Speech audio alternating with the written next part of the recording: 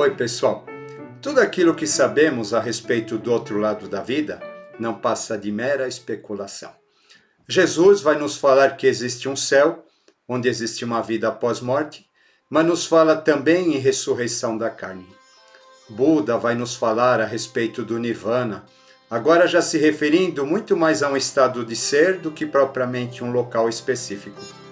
Aos muçulmanos será oferecido um paraíso, à sombra, refrescado por muitas águas correntes, onde existem as ouris, as virgens submissas, oferecidas aos heróis combatentes e por isso bem-aventurados, o que lhes garantiria uma eternidade de prazeres sensoriais.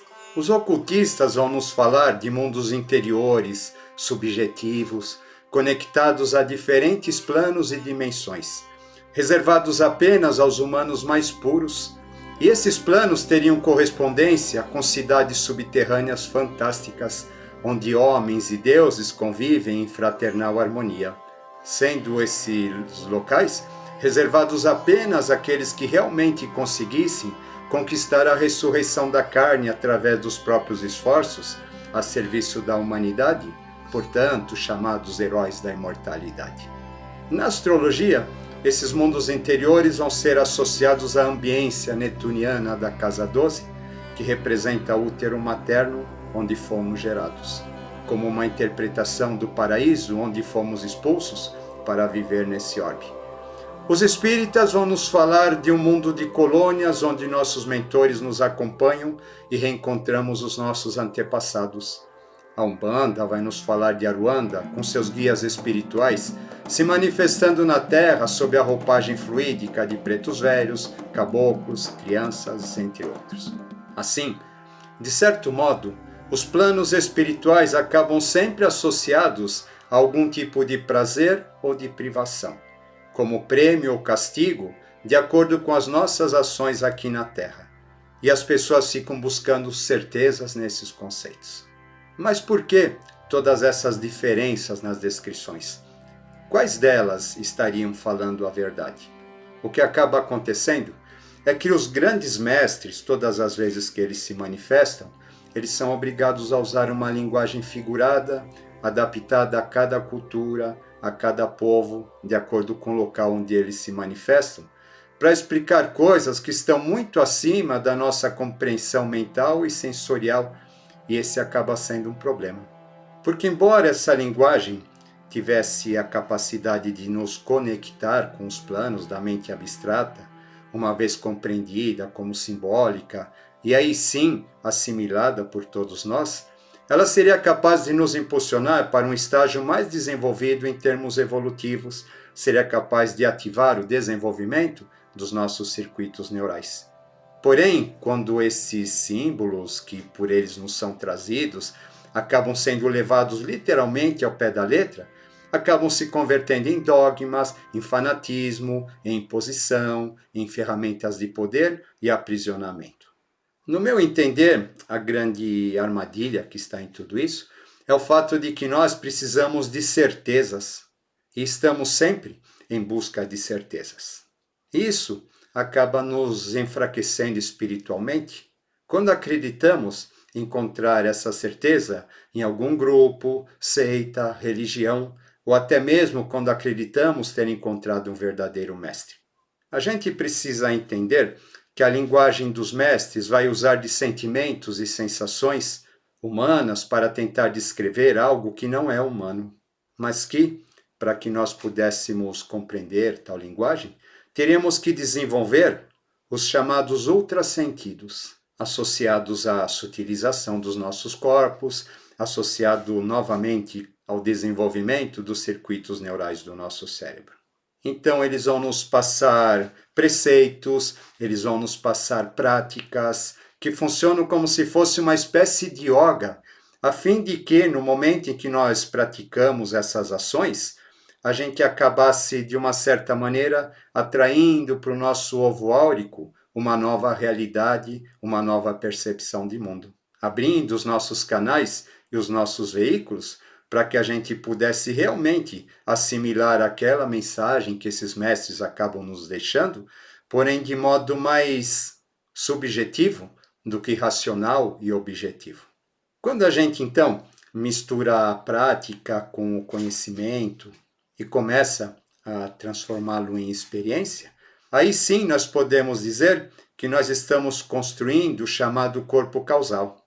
E esse corpo causal seria aquele que verdadeiramente ressuscita e acaba subindo aos céus ou aos planos divinos, ou acaba também descendo aos mundos interiores ou inferiores, no sentido de Infera, centro da Terra, Badaga, Duat e Agartha, conforme a crença de cada um.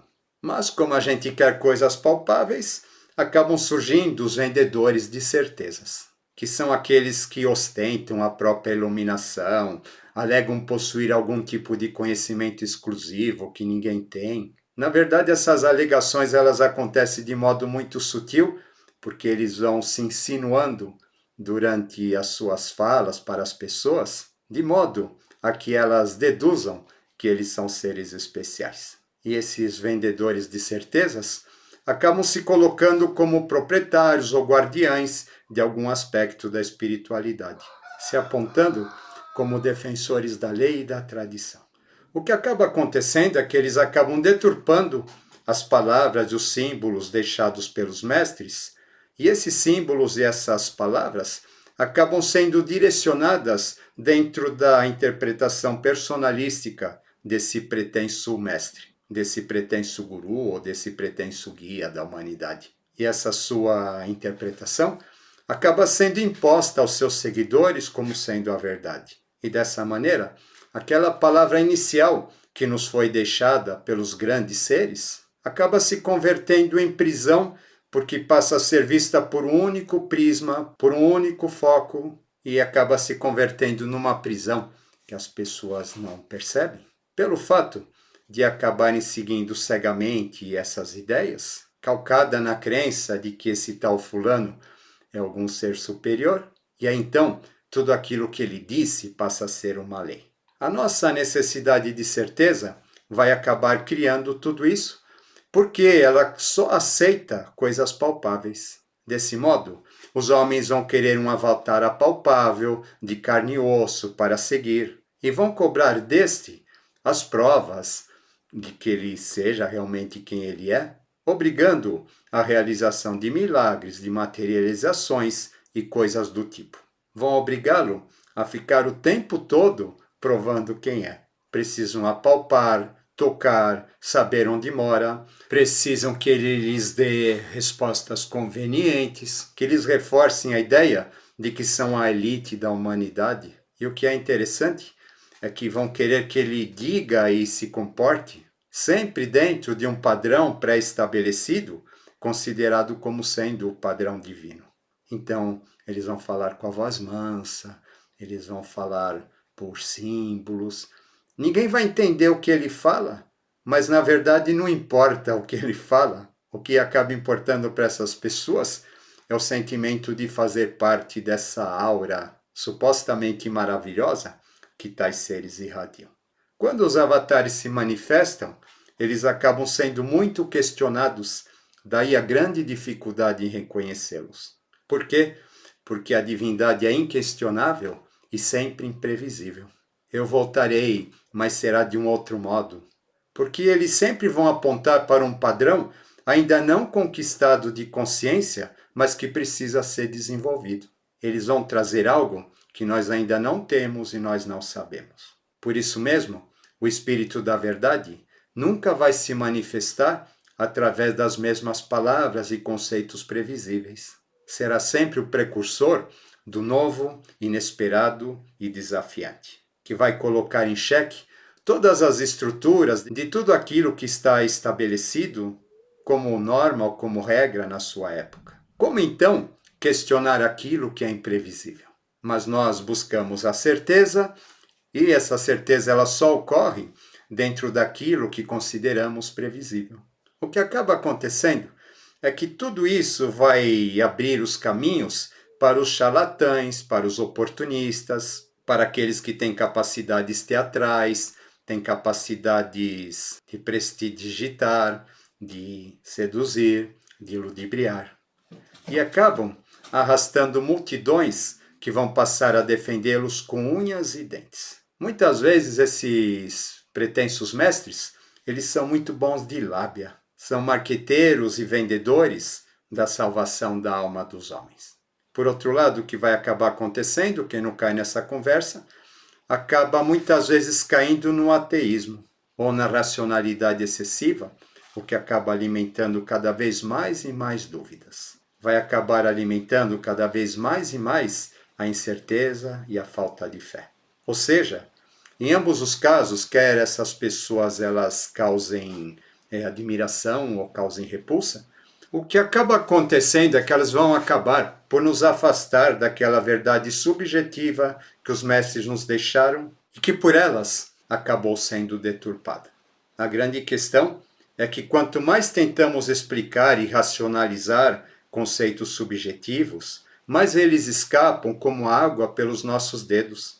E é por isso que esses conceitos só podem ser transmitidos através de símbolos e linguagens alegóricas. A gente percebe dentro disso que a nossa racionalidade acaba sendo um grande opositor para que possamos atingir aquilo que realmente buscamos. Por quê? Porque a nossa mente só aceita fatos e raciocínios lógicos e objetivos. E qualquer pessoa que saiba manipular esse aspecto acaba conquistando algum tipo de destaque e poder. E a nossa mente sempre se impressiona com as demonstrações de poder. Afinal, nós estamos presos nela desde o momento em que fomos expulsos do paraíso. E nós percebemos que a história da humanidade, apesar do passar dos ciclos, acaba continuando sempre a mesma, onde tudo acaba sendo deturpado pelo homem. Hoje a gente vê muito essa discussão, é direita, é esquerda e etc., capitalismo, comunismo, socialismo, seja lá o que for, né? E as pessoas então elas ficam questionando os sistemas ou as ideologias, mas na verdade o que acaba acontecendo, por melhor que seja o sistema ou a ideologia, o homem sempre vai corrompê-lo. Então, o problema não está nos sistemas, mas sim no homem e no modo como ele lida com essa questão. No meu entender, não existe nada pior do que a certeza. Principalmente esse tipo de certeza racional, palpável, porque ela nos paralisa. Ela coloca um ponto final e, portanto, ela nos imobiliza, ela nos cristaliza, nos deixa presos ao ponto onde estamos. Isso leva a gente a pensar que talvez não existam verdades absolutas como a gente procura. Caso contrário, elas seriam massacrantes, elas seriam limitantes, elas seriam restritivas, nos afastando do conceito de que a verdade possui múltiplas faces e não apenas uma só. Contrariamente à certeza, a incerteza então passa a ser um guia mais seguro. Só sei que nada sei. Por quê? Porque acaba nos impulsionando à busca. Quando aceitamos que tudo é incerto, que tudo é mutável, que nada do que foi será, e que os fatos e os acontecimentos eles não estão aí para acontecerem de acordo com as nossas expectativas, mas sim para acontecerem do modo como devem acontecer, e portanto não estando no nosso controle, acaba acontecendo que as nossas expectativas desaparecem. E com elas, então, a necessidade da urgência da salvação da própria alma, através de algum único caminho ou pensamento que seja considerado certo e previsível. Começamos, então, a abandonar todo esse tipo de controle, e o que acaba acontecendo é que acabamos, desse modo, nos tornando cada vez mais abertos a novas realidades e percepções. Tudo muda, tudo movimenta, tudo transforma. O universo é uma constante mutação e, portanto, tudo aquilo que está estático, parado, preso a conceitos e padrões muito rígidos, não está associado ao nosso progresso evolutivo. E essa abertura acaba, de uma certa maneira, nos trazendo uma grande libertação e uma grande paz interior. Volto a dizer, porque a gente acaba se libertando da necessidade de urgência da salvação da própria alma por um caminho que nos diz assim, tem que ser assim. E a gente acaba então fazendo de tudo para se moldar a esses padrões. E quanto mais nós tentamos nos moldar a algo, sem que tenhamos vivido, sem que tenhamos experimentado, nós acabamos inibindo o nosso próprio crescimento. Essa tranquilidade, essa confiança no eterno, essa confiança no divino, essa confiança no movimento evolutivo, é algo que nada nem ninguém vai nos dar, porque é uma conquista de dentro para fora e não de fora para dentro. A consciência deve ser vista como as águas de um rio que flui. E não adianta a gente pegar um pouco dessa água, analisar, levar no microscópio, porque quanto mais nós fazemos isso, mais nós sabemos do elemento água, mas vamos cada vez mais nos afastando do conceito do rio. Esse é um movimento incessante, sinuoso, imprevisível, que nasce na grande maioria das vezes de pequeninas fontes que acabam se unindo e desaguando num vasto oceano. A nossa necessidade por provas e certezas acaba agitando, acaba turvando essas águas. Mas a gente precisa entender que é somente quando a turbulência passa é que as águas podem finalmente refletir o céu. Por quê? Porque nesse momento essas águas se transformaram em algo impessoal. Deus é impessoal, a verdade é impessoal, a lei é impessoal. Então, somente quando estamos vivendo na impessoalidade é que conseguimos atingir parte dessa percepção. É interessante a gente lembrar que por trás das revelações dos grandes mestres está esse estado de impessoalidade, já que eles estavam vibrando nesse estado impessoal ao vivenciar tais experiências que eles tentam nos transmitir. Mas como transmitir algo tão subjetivo? Percebam que por mais palavras e símbolos que eles possam usar para nos transmitir em linguagem humana tudo aquilo que eles viveram, acaba sendo insuficiente para registrar tudo aquilo que foi vivenciado nesse estado elevado de consciência. Porém, quando ocorre essa tradução para os nossos conceitos humanos, até mesmo esses símbolos acabam sendo bastante restritivos. É interessante a gente pensar que a certeza que tanto buscamos é algo que apenas surge como conclusão geral após uma experiência vivenciada, após um grande processo evolutivo, após uma cadeia, após uma ronda, porque aí ela acaba sendo uma constatação. Desse modo, a certeza não é algo que a gente precisa ter antes de acontecer, antes de realizar, antes de darmos um passo. Já que eu não tenho a certeza, mas o outro que eu considero mais evoluído que eu, ele tem, então eu vou fazer aquilo que ele mandou. A certeza não é algo que vai aparecer durante o caminho, porque caso contrário, o caminhar não teria sentido algum. Ela só vai surgir como conclusão do término de alguma etapa cumprida, que acaba nos trazendo um resultado constatado, que a gente vai acabar julgando como sendo incontestável por conta disso, já que as certezas devem ser incontestáveis, caso contrário elas não seriam certezas. Mas existe algo que possa ser realmente incontestável, já que a nossa consciência está em constante transformação e evolução? Será que realmente esse caminho tem algum fim? Essa certeza eu acredito que eu não tenha e não acredito que ninguém tenha. O final de um processo evolutivo, onde todo mundo entra de férias ou alguma coisa assim. Todo mundo virou Deus, virou iluminado. E aí? E depois disso? Porém, uma coisa é fato, que eu acabei percebendo com o passar do tempo. Todas as vezes que as coisas elas estão caminhando de um modo muito previsível e muito certo, de acordo com as nossas expectativas, de acordo com as nossas crenças, é bom a gente prestar muita atenção, porque aí sim talvez exista alguma coisa errada. Fica aí então mais um tema para nossa meditação, para a gente pensar. Espero que vocês tenham gostado. Vamos que vamos! Mente livre, coração leve e até a próxima.